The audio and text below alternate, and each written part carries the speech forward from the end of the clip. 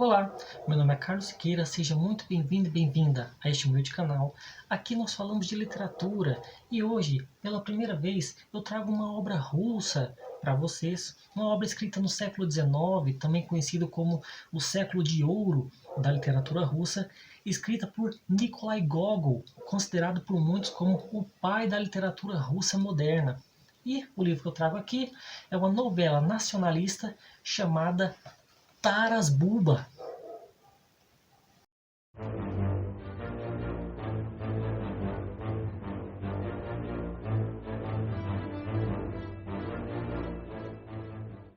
Bem, antes de falar do livro em si, eu gostaria de contar a minha relação com este livro, porque eu demorei 11 anos para obter este exemplar.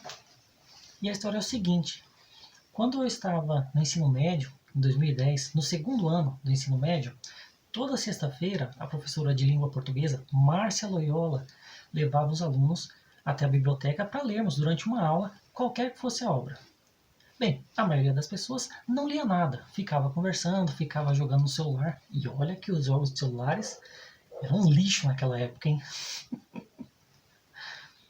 E eu lia toda sexta poucas páginas deste livro nessa mesma edição da editora 34, Taras Bulba. Acontece que os meus amigos não liam e um deles, não vou mencionar o nome dele, mas era canalha. Não queria que eu lesse, queria que eu ficasse conversando, então ele escondia o livro para que eu não desse continuidade na minha leitura.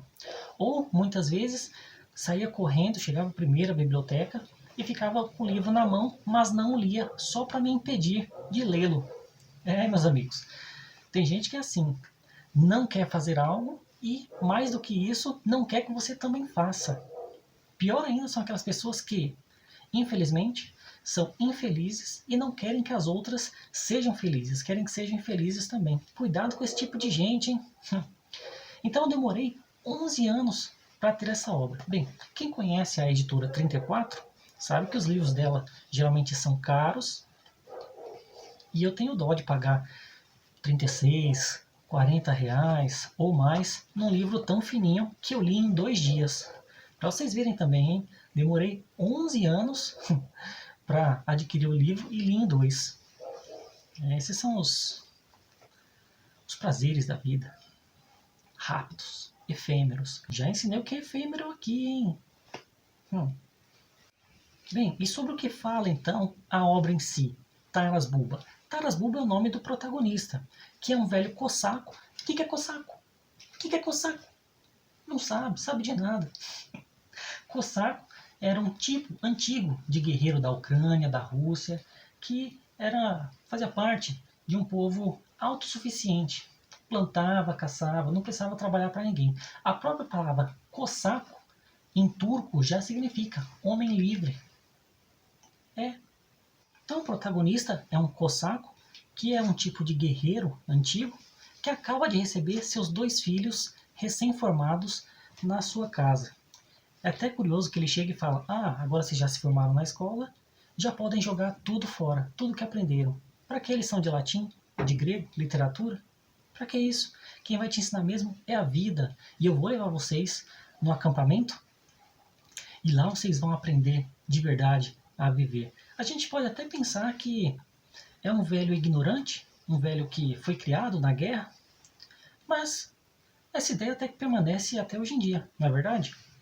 Quantas pessoas não terminam o ensino médio e nunca mais abrem um livro, nunca mais abrem um caderno, não procuram dar continuidade aos estudos? A própria ideia de terminei os estudos já é uma ideia ultrapassada, que os estudos nunca acabam, a gente sempre tem algo a aprender, não é verdade?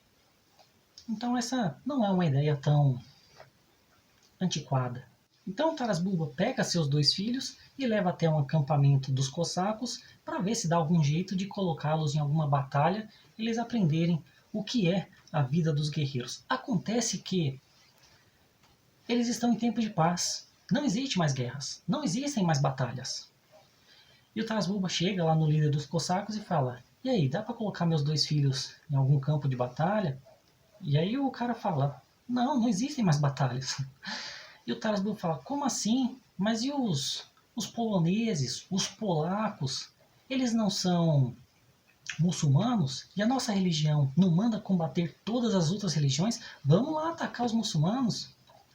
Taras Bulba é um canalha, hein? Mas é um personagem curioso. E aí o cara fala, não, mas nós assinamos um pacto de não agressão. Nós não vamos mais atacá-los e eles não nos atacam mais.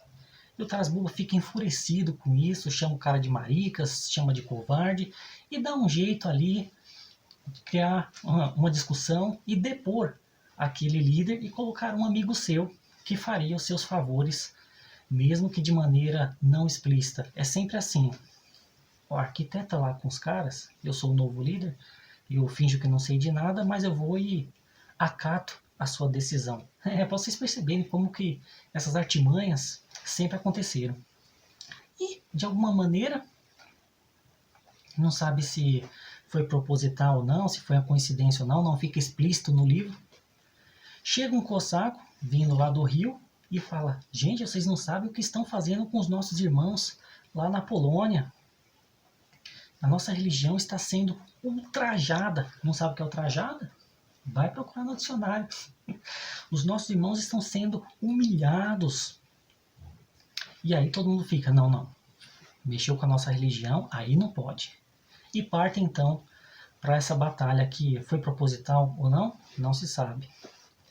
E é a grande chance de Taras Bulba e seus dois filhos, o mais velho, Ostap, e o mais jovem, Andriy, brilharem na guerra.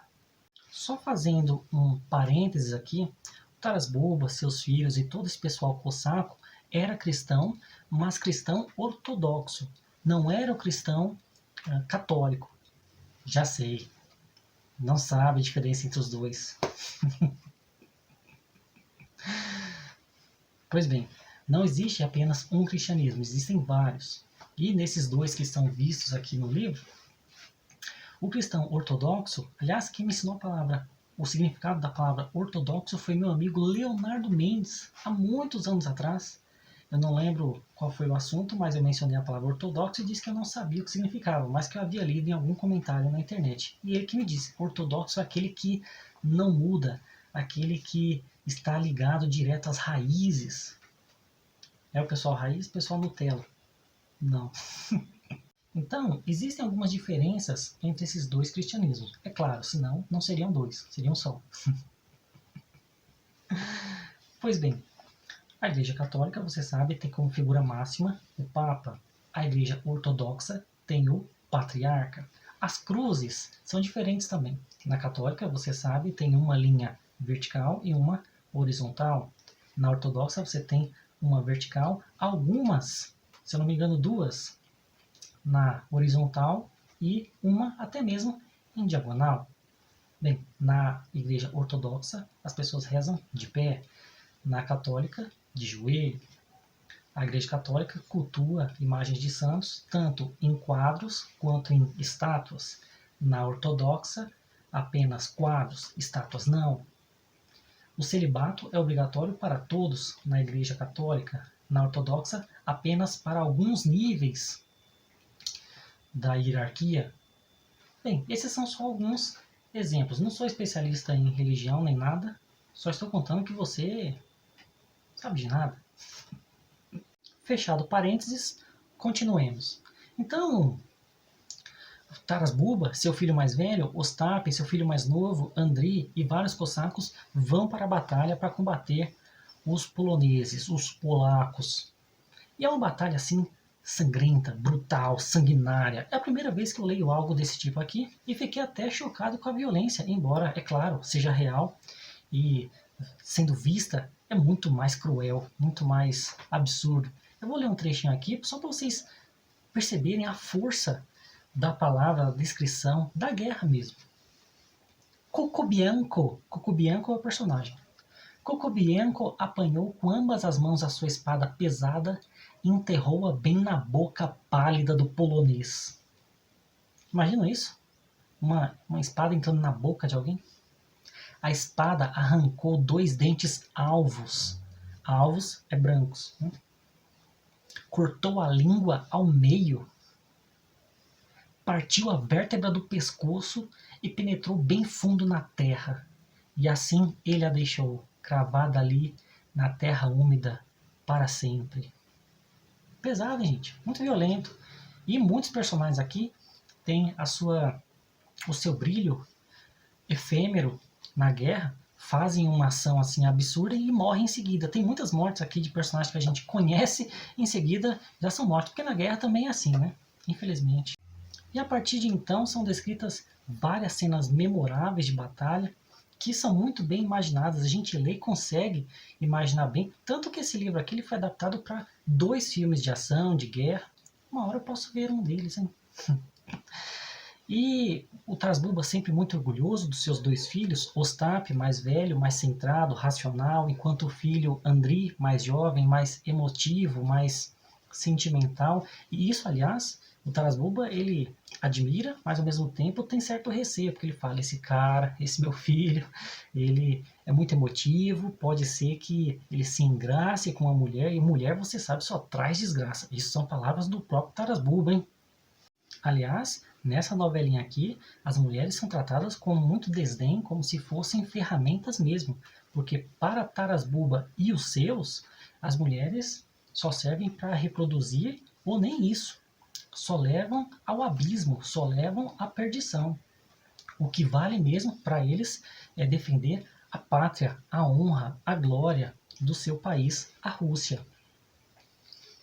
E até é curioso fazer um comentário aqui que a palavra pátria, para quem não sabe, significa a terra do pai. Para você perceber como que o patriarcado, que tem a mesma raiz da palavra, vai se embrenhando na nossa vida até hoje. Bem, não tem algumas pessoas que até hoje casam e a mulher recebe o sobrenome do marido como se ela fizesse parte da família dele, mas ele não fizesse da dela. Meus amigos, essa questão da importância da figura paterna está aí até os dias de hoje. Um outro comentário aqui, eu sempre falo isso para os meus alunos, que alguns nomes no inglês, por exemplo, como Hobson, Wilson, esse son no final significa filho.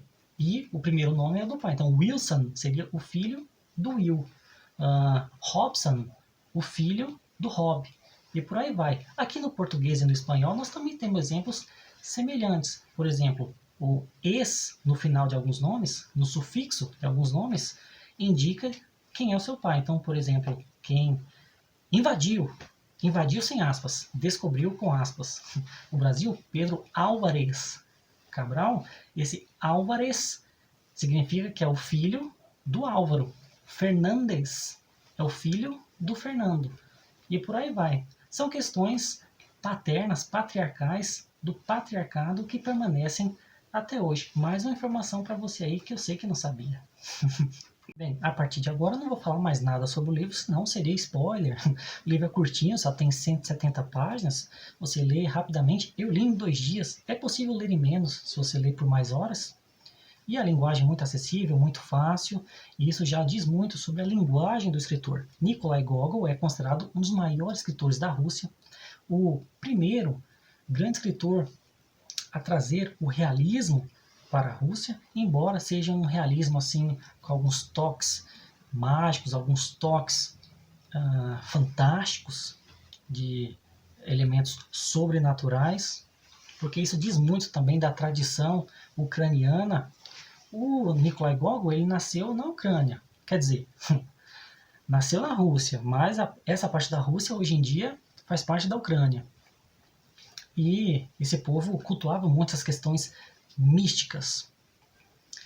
Mas o Gogol também tem muito, eu falei do realismo, mas ele tem muito de romântico nas suas obras. Se você for pegar até o próprio Taras Bulba, você tem toda essa questão bélica, você tem toda essa questão de exaltação da pátria, e isso é um traço do romantismo. Se você for pegar as 2 figuras do filho, um totalmente sério, totalmente centrado, totalmente racional, enquanto o outro é emocional, você tem figuras aqui que são ideais de pessoas, não são pessoas reais. Como eu disse, a própria palavra cosaco já significa homem livre, e a liberdade é um traço defendido pelos românticos. Outro traço definido pelos românticos é a natureza, e você vai ouvir muito o narrador aqui falar sobre as estepes russas. Bem, o próprio linguajar do Taras Bulba, cheio de impropérios, não sabe o que é impropério? Vai procurar no dicionário. Simples xingando as pessoas diz muito respeito à linguagem das pessoas das classes mais baixas, pessoas mais pobres, que a gente sabe que foi no romantismo que eles começaram a aparecer na literatura, porque antes era uma coisa, a literatura era aristocrata. E o Gogol foi o primeiro escritor a colocar as pessoas mais pobres como heróis ou como personagens principais. Tudo isso tem muito de romantismo na obra do Taras Bulba, na obra do Nikolai Gogol, que eu recomendo muito. Enfim, é isso. Se você chegou até aqui, se gostou do vídeo, curta o vídeo, comente no vídeo, compartilhe esse vídeo para outras pessoas. Já conhecia a literatura russa, gosta do Gogol, já conhecia essa obra aqui, é um tanto esquecida. O Gogol ele é muito conhecido pelas suas peças de teatro e pelos seus contos. Existe um muito famoso dele chamado O Nariz, é muito engraçado. É a história de um cara que perde o nariz. Recomendo muito também, viu? Vão atrás desse conto. Mas essa obra Taras Bulba é um pouco esquecida. Mas vale a pena ser conhecida. Recomendo bastante. Então, é isso. Curta o vídeo, comente, compartilhe, se inscreva no canal se ainda não for inscrito. Muito obrigado e até a próxima. Está mentindo, Judas do Diabo! Está mentindo, cachorro! Você crucificou Cristo, maldito! Eu vou matá-lo, Satanás! Suma daqui! Eu vou matá-lo agora mesmo.